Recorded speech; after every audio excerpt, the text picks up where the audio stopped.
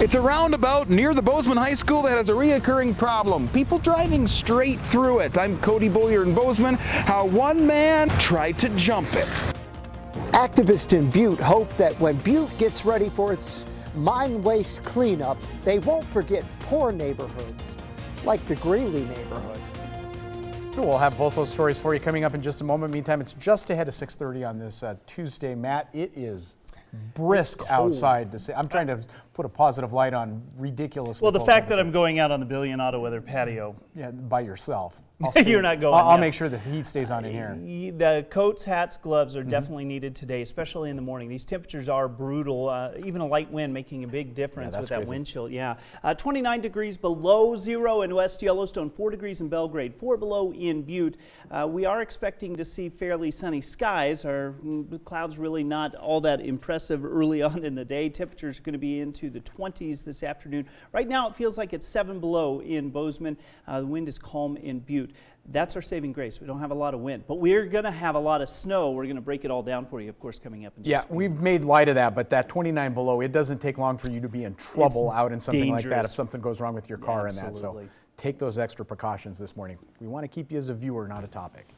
6:30 on this Tuesday. One man is in jail after trying to jump his pickup truck over a roundabout in Bozeman. To make matters worse, he had 4 other people in the pickup with him as well.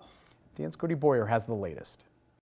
If you take a look at the center of the roundabout here at 15th Avenue and Beale, you'll see 2 different things. 1, you may have recognized it from a previous report, and 2, you'll see why we were here before. Tire tracks running through the center of it rather than just around it. But according to police, Stephen Steinmetz didn't just drive through it, he tried to jump it.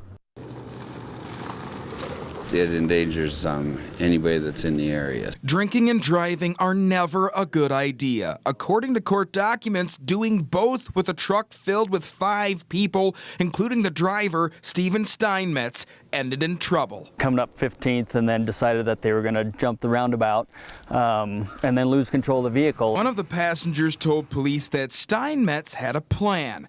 Jump the curb because, as those same court documents put it, it would be cool. The truck ended up losing control, smashing onto its side and pinning Steinmetz underneath it. It's just an example of what not to do. In court, Steinmetz listened quietly from a wheelchair, charged with criminal endangerment. It's also a roundabout we've shown you before. Back in November, when other reports came in of people driving through the center of the roundabout.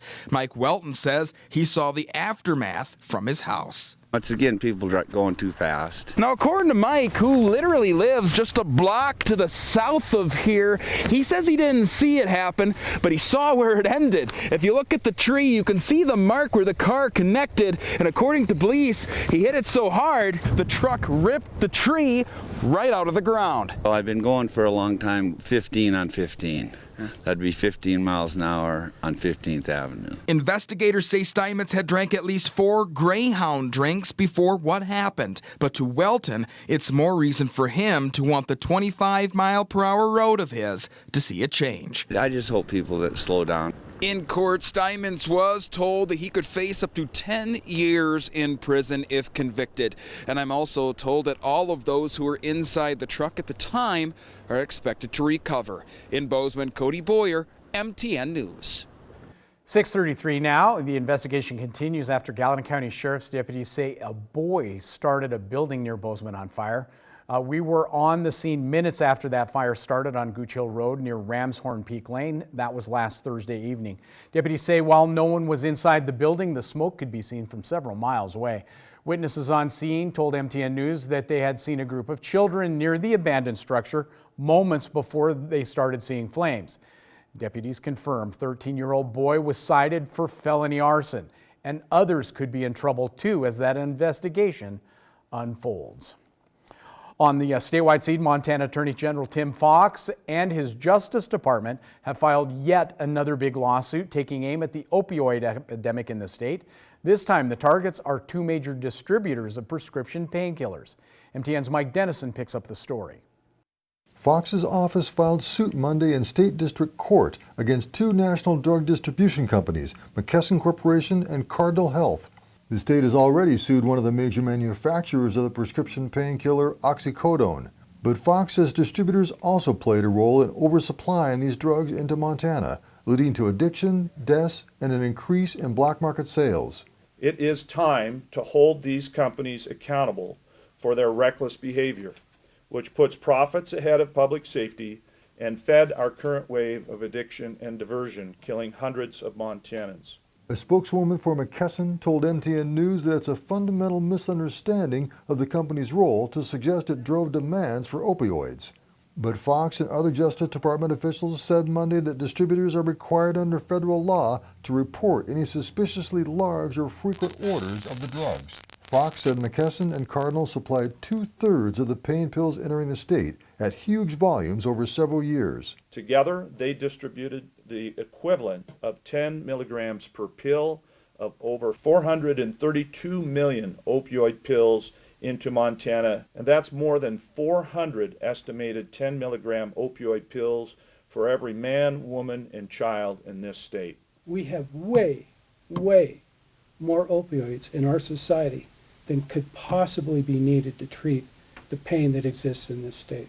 Justice Department Criminal Division Administrator Brian Lockerbie also said that diversion of prescription drugs has become a big criminal enterprise in the state as well. There's a saying that it's not the dog barking, it's the one sneaking up behind you that you have to watch out for. The barking dog has been the illegal drugs that are coming in, the cocaine, the methamphetamine, the heroin, and now all of a sudden the dog sneaking up behind you becomes opioids. The lawsuit asked for unspecified damages, but Fox acknowledged that resolving the case could take years. Reporting from Helena, Mike Dennison, MTN News. By the way, that suit against manufacturer Purdue Pharma was filed 3 years ago, is now awaiting action in bankruptcy court. Mining City headlines as the environmental cleanup plan for Butte goes into the final phase. A lot of people are concerned about Butte's lower income neighborhoods. MTN's John Amy has more.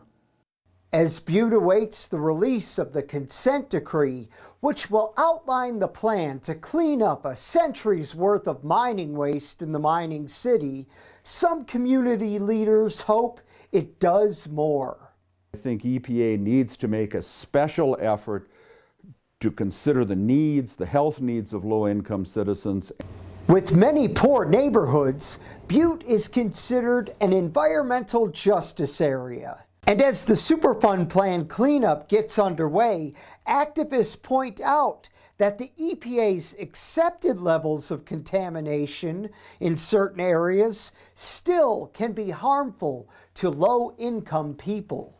Because they have compromised immune systems, they tend to have lifestyle issues, diet issues, they can't get access because of money to good food, they have lack of access to health care.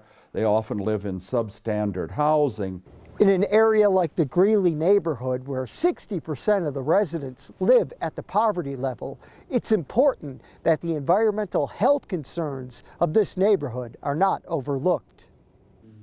Focus not only on the consent decree, but also on what can be done relative to active mining, mining waste, what's in the soil, the air, the buildings, to make Butte a safer, healthier place in which to live and work. In Butte, John Amy, MTN News.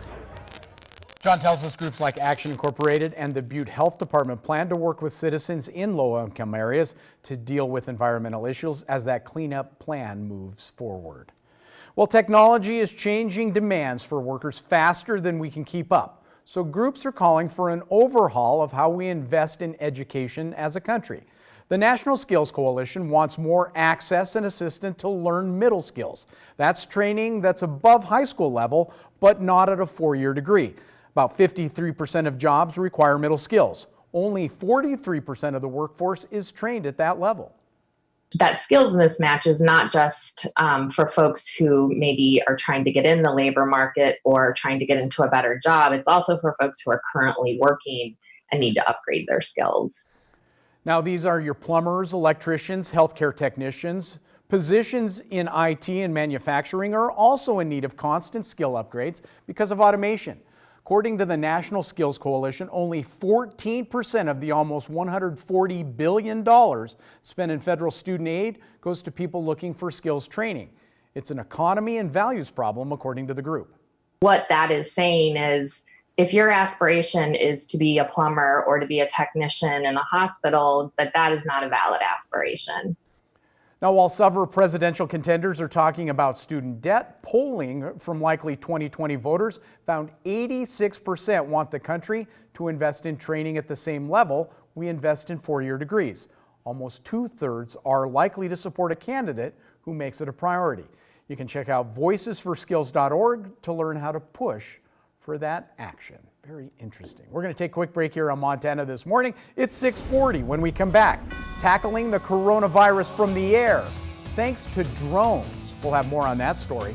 But first, we're going to head to New York to take a look at what's coming up at 7 o'clock on CBS This Morning. Good morning. Ahead on CBS This Morning, chaos and confusion at the Iowa caucuses. We're in Des Moines with the latest on the reporting issue that caused a delay in declaring a winner. Democratic contender Pete Buttigieg will join us for his take on this shocking development. Plus, President Trump will deliver his State of the Union address this evening in the same House chamber where he was impeached, what he's expected to say about his Senate trial.